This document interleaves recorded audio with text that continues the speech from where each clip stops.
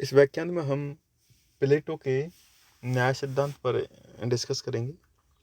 प्लेटो ने अपना न्याय सिद्धांत पर विचार करने से पहले प्लेटो के समकालीन 3 तरह के न्याय सिद्धांत थे। एक तो सेफालिस का, पॉलीमार्कस, थ्रेसिमैक्स और तीसरा है ग्लूकोन। इन तीनों सिद्धांतों का उन्होंने खंडन किया है। फिर तीनों से खंडन करने के बाद अपना न्याय सिद्धांत प्रस्तुत किया है। प्लेटो का मानना है कि इन तीनों सिद्धांतों में न्याय एक बाह्य वस्तु के समान है, जो कि प्लेटो न्याय को आत्मा के अंदर की वस्तु मानता है और इसी आधार से इन तीनों दृष्टिकोणों को अस्वीकार कर देता है। प्लेटो का कहना है कि न्याय मानव आत्मा की उचित अवस्था और मानवीय स्वभाव की प्राकृतिक मांग है, जिससे आज हम नैतिकता कहते हैं, उसे ही प्लेटो न्याय के रूप में स्वीकार करते हैं।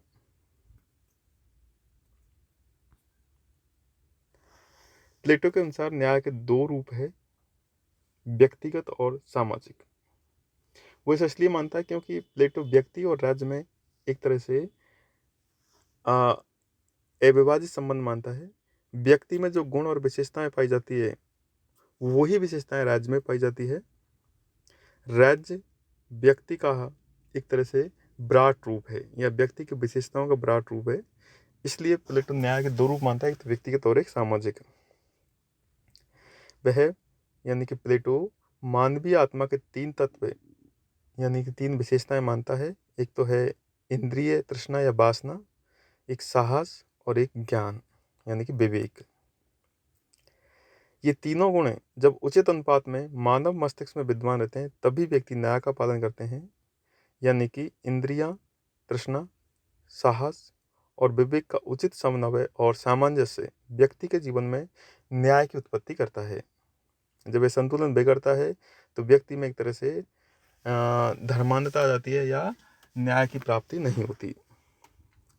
ये 3 तत्व विवेक, साहस और संयम, ये तृष्णा प्लेटो के दर्शन का मुख्य आधार है और इसी के आधार पर उसने राज्य में उत्पन्न होने 3 नागरिक है। वो एक तो है शासक वर्ग होता है, एक होता है सैनिक वर्ग और एक होता है उत्पादक वर्ग। इन तीनों की कल्पना की है या प्रतिपादन किया है। राज्य के संबंध में प्लेटो का विचार है कि राज्य में मस्तिष्क राज्य एक तरह से वृक्ष अथवा चट्टानों से नहीं बनता, बल्कि उन लोगों से बनता है जो लोग राज्य में निवास करते हैं।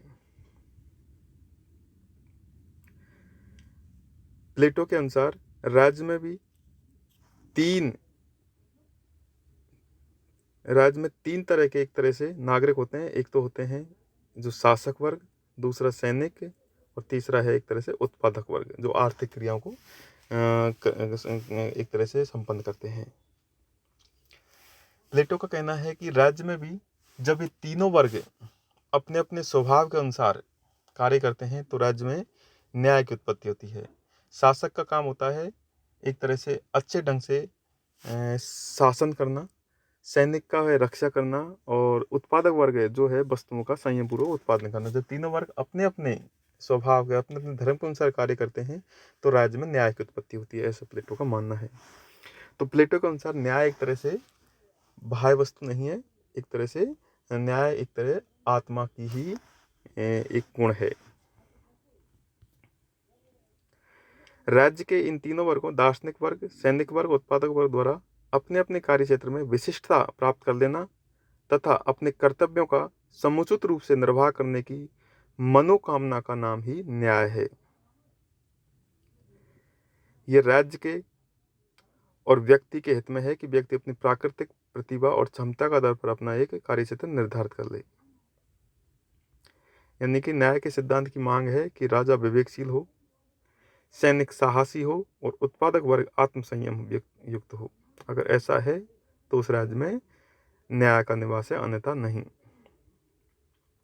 अब न्याय क्या है और उसका अधिवास कहाँ है? तो प्लेटो का कहना है कि यह अपने निश्चित स्थान में अपने कर्तव्यों का पालन करना और दूसरे के कर्तव्य में हस्तक्षेप न करना ही है, और उसका निवास स्थान अपना निश्चित कर्तव्य पूरा करने वाले प्रत्येक नागरिक के मन में है।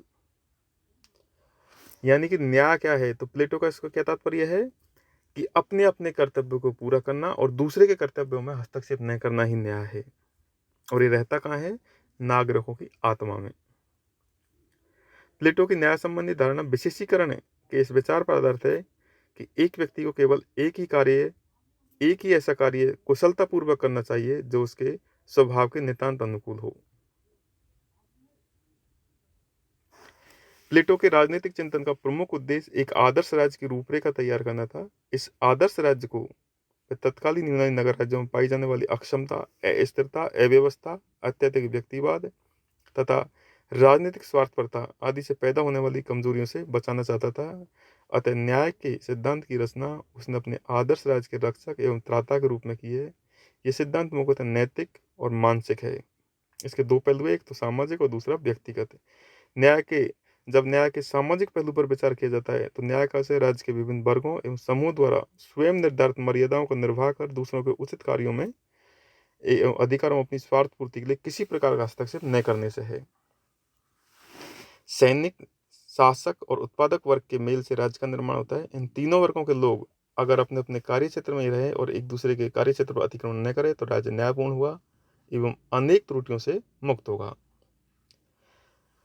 राज्य का न्याय नागरिक का अपने क्षेत्र में कर्तव्य ज्ञान है जो विश्व के सामने सार्वजनिक कार्रवाई के रूप में प्रकट होता है। इस प्रकार जब हम न्याय के व्यक्तिगत पहलू को दृष्टि में रख कर सोचते हैं तो न्याय का अर्थ होता है कि व्यक्ति अपना काम अपने उस कार्य क्षेत्र में रहते हुए करे जो उसकी क्षमता के आधार पर निश्चित हुआ है। तो इस तरह से प्लेटो ने न्याय के दो रूप माने, एक तो व्यक्तिगत और एक सामाजिक। तो आज के इस लेक्चर में इतना ही। Thank you so much.